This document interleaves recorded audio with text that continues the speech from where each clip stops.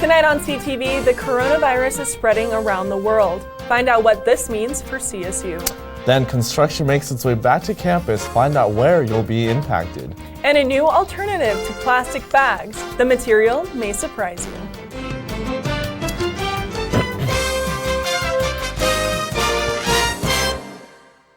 A man was found dead off of South Link Lane and East Lincoln Avenue on Monday night.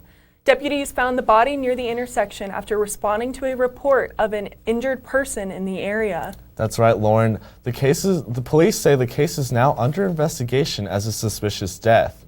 Anyone with information about this case is asked to call investigator Steve Gates with Fort Collins Police Services at 970-498-5168. 3 people were arrested in connection to a string of thefts at the Eldora Pool and Ice Center that happened from October to November. Fort Collins police say they arrested 37-year-old John Harden, 38-year-old Jessica Goism, and 33-year-old Jessica Lynn Olson with burglary and identity theft. With the coronavirus spreading throughout parts of Asia, this has led CSU officials to address the virus and what it could mean for CSU. The coronavirus, which has many on the world on edge, is sparking fear and confusion among many, including here at Colorado State. Coronaviruses are a family of viruses, largely found in animals as well as humans. The virus, which has 7 types of strains, may act similar, but the symptoms may vary depending on the type of strain. And of those, 4 cause the common cold, and then we have the deadly viruses that cause SARS and MERS, and now this new novel virus from Wuhan, China. Experts say to continue those practices that we're used to, like washing your hands that we normally practice during cold and flu season. Certainly there is a lot of overlap in the symptoms, and this is cold and flu season where we are seeing a lot of various viruses causing illness, including influenza. Doctors say to continue health practices and staying up to date with any changes. So certainly we want to be very vigilant. We also don't want to be fearful at this point. Right now, there are no confirmed cases at CSU, and health officials on campus and throughout the city and the county have plans in place if the virus makes it to the area.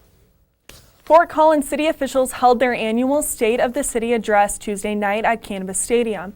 The main focus of the address was equity for those living in Fort Collins by making affordable housing a priority in the city. The Student Senate had its first meeting of the semester.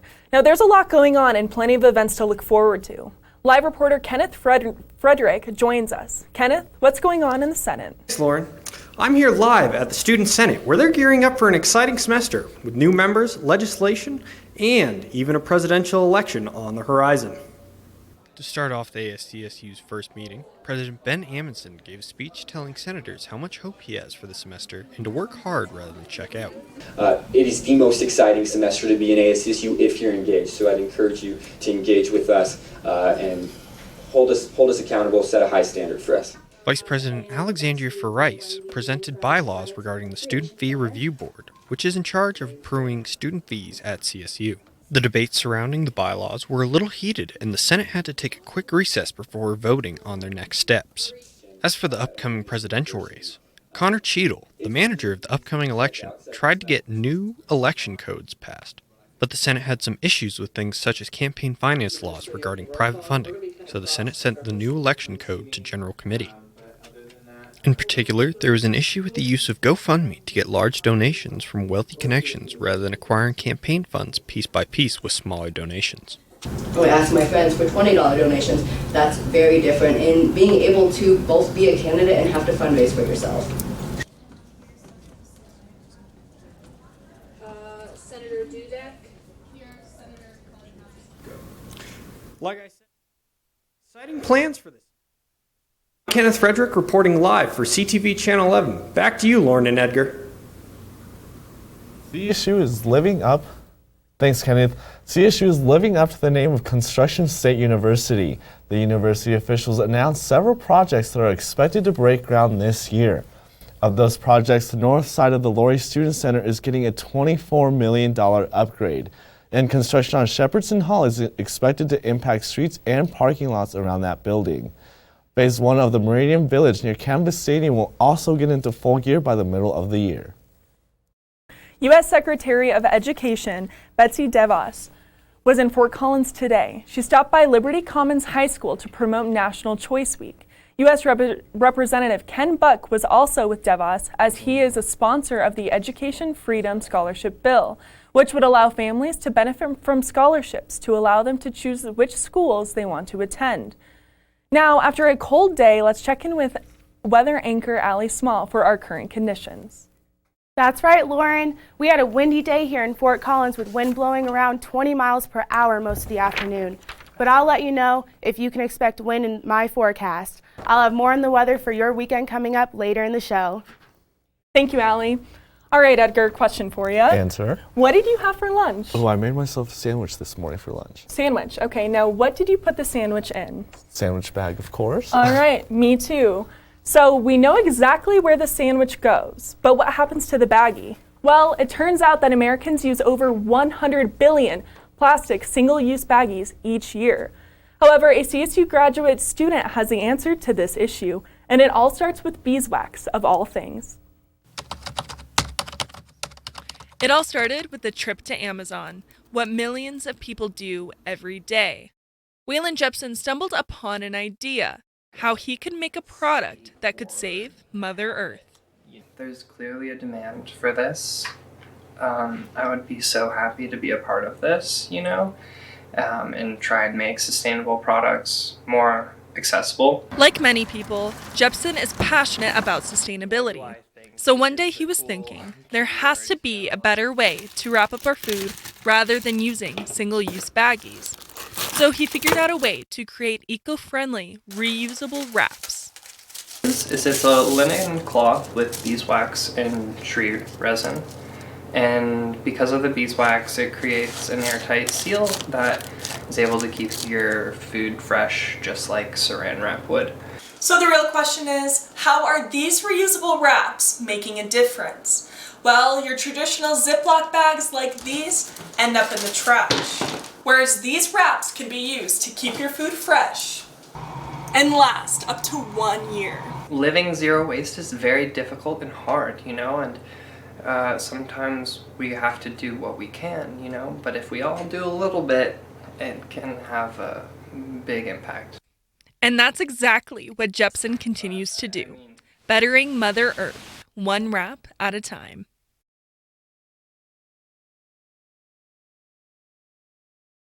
That was pretty sweet. I feel bad for using my plastic bag now. Good. Well, no, not good. I'm sorry. But maybe you can switch now. Yeah, hopefully. That's a pretty sweet idea. So. Yeah, definitely. Well, speaking of food, Krista McAllister has an update on a winery closure in Fort Collins. Krista, what do you have coming up for us? That's right, Edgar. I have an update on that closure, and I also checked out an a cappella group's auditions. Find out if I made the cut after the break.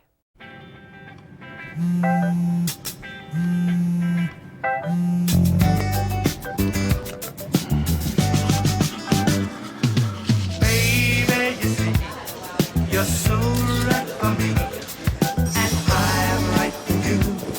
I love the things you do, like sweet tasting wine. Your lips are so divine.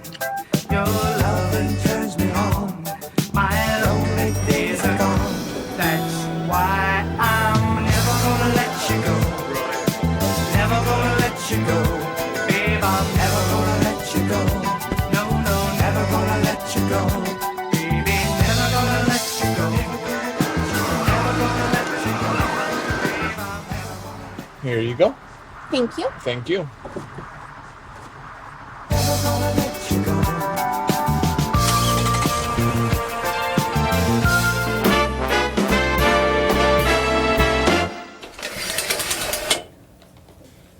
What's poppin', Rams? I'm Kristen McAllister, and I'm back again this semester as your Thursday night entertainment anchor. So let's get started. If you know anything about Fort Collins, you know that food spots come and go in the blink of an eye.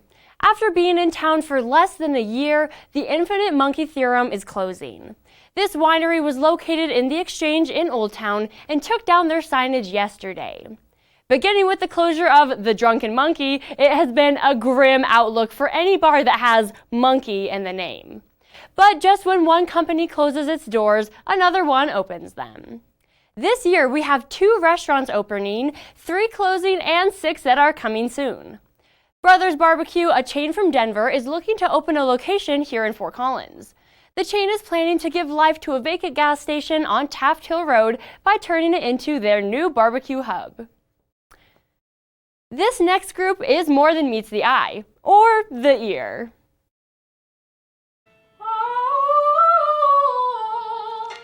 Basic is one of 5 a cappella groups at CSU, and they just kicked off their new semester by holding auditions for the group.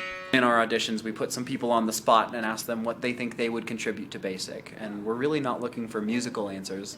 We're looking for why would you be a valued member of our group as an individual. Members come from all different backgrounds and love getting to connect with people through music. I think that to get more outreach and have more people involved that are from different majors and different backgrounds and stuff, and I think that'd be really awesome. There's such a diverse range of what music can provide and how it can make you feel, because not much touches emotions like music. This group knows that music is so much more than what you might see in Pitch Perfect. Your job as a performer when you walk out on stage is to help the people in the audience, because there are people with broken hearts who are sad, who are grieving, who are angry, whatever, who are walking into that room who just want to feel something different.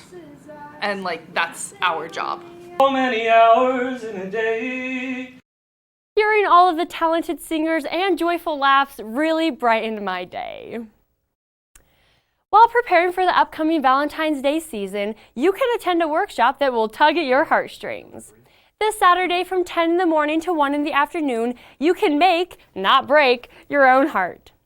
Judy Shilpez will be teaching attendees how to make needle felt hearts on strings. These could be a great decoration or a gift for a loved one. You can make them however you want and really put your whole heart into making these hearts. My favorite part of working out is feeling like I can eat whatever I want afterwards because it obviously balances out.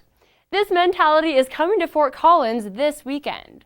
The Foothills Mall is hosting the 3rd annual Taco Triathlon this Saturday from 8 in the morning to 5:30 in the afternoon. Participants will have to complete a 45-minute cycle class, 45 minutes of yoga, and will have to eat an entire taco. But if that's not enough, tequila stations will be open throughout the event. So get ready to test your physical, mental, and stomach endurance. Now before we send it over to James with sports, Remy is here to talk about a lesser-known sport that we have on campus. Remy? Actually, Krista, not a lot of people know about the rodeo team, but turns out they started in 1922, and they have been winning awards ever since. I had the opportunity to speak with the president of the rodeo team, and she gave me more information about her overall success. Even though Shanice Borgerdine had been doing rodeo 8 years before she came to CSU, she had no idea about the team either. I actually was unaware that the CSU rodeo team even existed.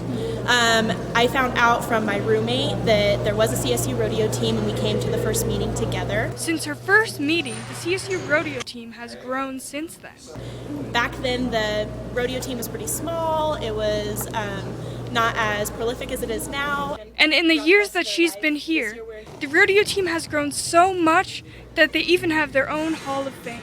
It's been a really amazing wall that we have a lot of really great people that have been a part of it. The rodeo team hopes to continue adding names to their Hall of Fame by doing what they love most, riding horses. It was a great opportunity to hang out with them at the Equine Center. Don't go away just yet. Allie Small will let us know what to expect for our weather this weekend. Dad? Just 1 minute, okay? Hey, Bobo, do trees tell each other stories? I'm sorry. I'm afraid I don't know that. Hey, why don't we go find out?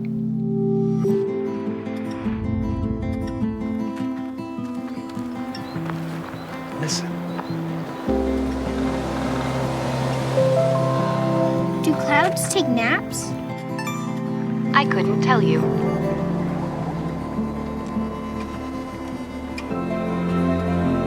Can birds draw pictures? I don't have an answer for that. Dad, do stars visit their friends? Look!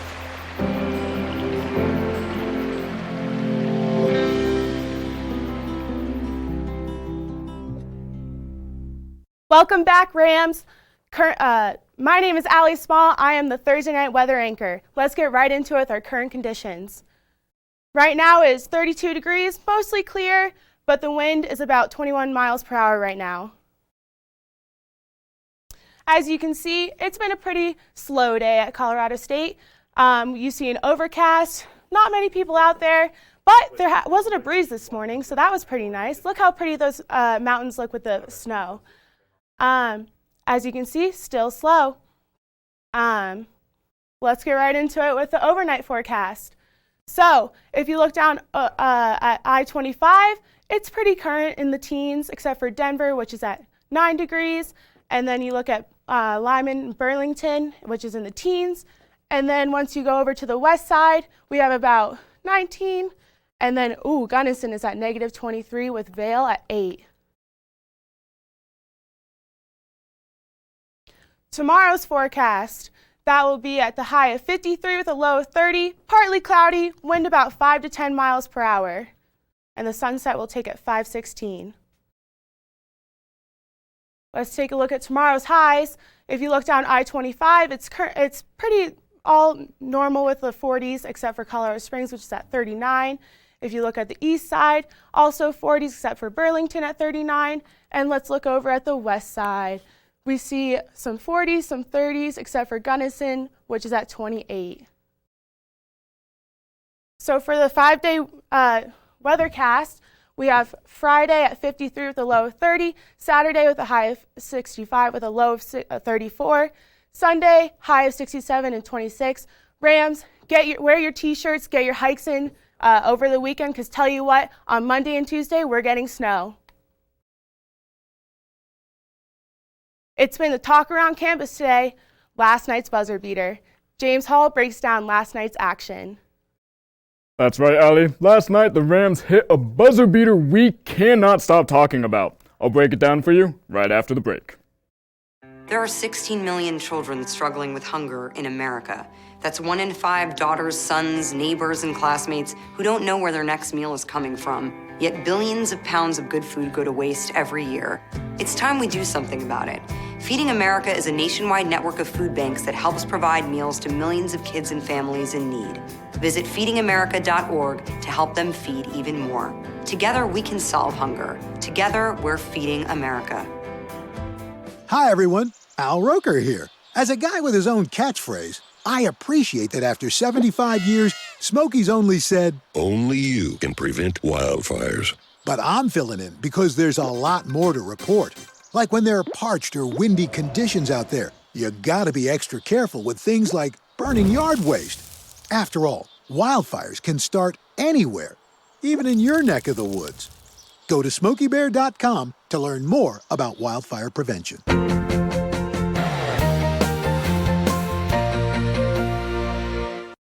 Moby Madness fit its full name last night when Isaiah Stevens hit the game-winning buzzer beater. I'm James Hall. Let's break it down now. Yesterday, men's basketball team had one of the best games of the season in front of their home crowd. Let's see how it starts off.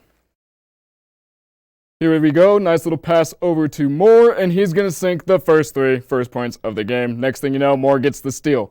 Isaiah Thomas up to Adam Thistlewood. Thistlewood looking for someone. He finds Nico Corvaccio, slams it home. There it is, 5 points. Now, as time goes on, Adam Thistlewood had a phenomenal game. There is a three-pointer with his opponent in his eye. Harris trying to make something happen. David Rohde with the block. Excuse me. Moore is going to go all the way around here, find a wide open Adam Thistlewood for yet another three. Let's go back to that block, though. Look at this. This is a momentum change right here. Slaps that ball around and starts making things happen. This was a close game. Jalen Hurts right over Nico Corvaccio to take the lead. Clutch three with 4.4 seconds left. But Stevens had something else to say. I'm going to just put up a nice little 2 and end the game right as the buzzer hits. They're excited. The fans are excited. Everyone is going to storm the court, and that is exactly the kind of madness we expect to see from Moby. The Wolfpack was led by the unstoppable guard Jalen Harris. He led the team in points and was entirely in charge of their ball movement by leading both teams with 7 assists. As for the Rams, they were anchored by Adam Thistlewood, who finished with 24 points. We saw 2 nice threes he made right there, shooting lights out, 7 from 10 for the field. Nico Corvaccio finally showed out and picked up the slack on rebounds, finishing with 15, and Stevens rounded out the rest with 6 assists. Over in Reno, the CSU women's basketball team had a different story, falling to the Wolfpack 63-74. This was the second time these 2 divisional rivals have faced off this season. The first matchup going to in the Rams' favor with the score of 70-75, but Nevada found a way to gain redemption. Nevada was led by Essence Booker, who put up 17 points and came away with 4 rebounds. And while she led the team in points, she didn't do much in the way of spreading the ball around. That was up to Jenna Williams, who picked up 4 assists along with 6 rebounds and 15 points for the game. While 4 assists might not seem like much, the Rams only had 8 total for the game, showing that ball movement for the Rams was a huge issue. But despite the lack of ball movement, the Rams were held down again by Laura DeVos, who finished the game with 17 points, 5 rebounds, and just a single assist. Annie Brady also followed up with a single assist, but she had a much bigger impact on the boards, finishing with 6 rebounds and tallied 8 points. But it wasn't enough for a CSU comeback. Now, it's time for the weekend watch list, and we're going to break down a few of the top matchups to look for this weekend. The top game to look forward to is, again, the men's basketball game, who's staying home against UNLV on Saturday in their annual Orange Out. After that incredible buzzer beater against Nevada, don't be surprised to see Moby Madness in full effect. But looking at the game itself, the Runnin' Rebels hold true to their name with speed being their main weapon. I cannot see the TV. So I missed that first one on that, but as we can see with the speed, they had the huge run down there. Now this is a missed one. Again, speed being an issue. He kind of slows it down here, gets rid of it, gets it right back. No one's there. I'm going to throw it down. Good, puts a 3 in. Now here's another missed one. Good box out right there. He sees that no one on the defense is going, so he's just going to take it all the way himself. Now, when they don't get the chance, they do have the ability to make it happen when the defense is set up. We saw a nice dunk there. Here is another transition play where we see, I believe, Malcolm get the steal. He's going to hand it off to Avery Hardy, who's going to just roll it on in. Now, like I said, they can be physical when they need to. Here is another chance with Hardy, who's going to slam it down over the big man. And then Hamilton is going to get his opportunity, a pass off from Hardy, and he's going to show that he also is willing to get physical. The Rams will have to pay close attention to the pace of play if they want to keep up with UNLV on Saturday. But after an exciting finish yesterday, the Rams should be going into this matchup with the momentum on their side. Looking towards the ice, the women's ice hockey team faces off against the Midland University Warriors tomorrow, who have a season record of 12-12. Allison Conabears leads the team in total points on the season with 28. 23 of those points came off of assists, while only 5 are going from scoring the goal herself. The Rams are going to need to keep a close eye on Conabear, who seems to have a knack for finding her teammates who have an advantage on the ice. The Rams take on the Warriors at Epic Ice Arena tomorrow afternoon at 2, and they will face off against the University of Minnesota Gophers at 9:45 Sunday morning. The Gophers will be looking to Jessica Hagstrom to find a bit of her leadership out on the ice this weekend. Hagstrom leads the team in points with 19 total on the season, 11 being from goals, and the other 8 coming from assists, but was unable to contribute offensively over the last 2 games. Now it's time to see how fast I can tell if 11 statements are fact or fiction. This is timed, because why not? I haven't seen the questions before. Let's see what's in store. Get that timer started. CSU men's basketball will win Saturday. Fact. They have the momentum going from the buzzer beater. Everything is starting to go in their way. They're starting to become more cohesive as a team. Nico's showing up. Fact. Number 2. Nolan Arenado will be a Rocky for life. No. Fiction. The Rockies obviously don't seem to want to keep him there. He doesn't seem very happy. They're talking about just a player swap with Chris Bryant, but that's not going to happen because he's going to the Yankees. Nico Medved is better than Larry Eustace. Fact. I mean, Larry created a fear in the locker room, and that's not what you want. Medved's much better at that. Next. Moby Madness is officially back. Fact. We saw it happen yesterday. The place was packed. People are going to want to be there for that excitement. They're going to show up on Saturday. The Astros punishment was enough. Fact. I'm just going to say, I think it's fine. Not everyone else agrees with me. Number 6, CSU will be ranked next year. Wow. So, I had a rough go on that one, but that happens. And again, that's all the time we have for tonight, Rams. But make sure to tune in on Monday for an entire show of nothing but sports, where we will recap everything you need to know from the basketball madness we're all expecting. Have a great night.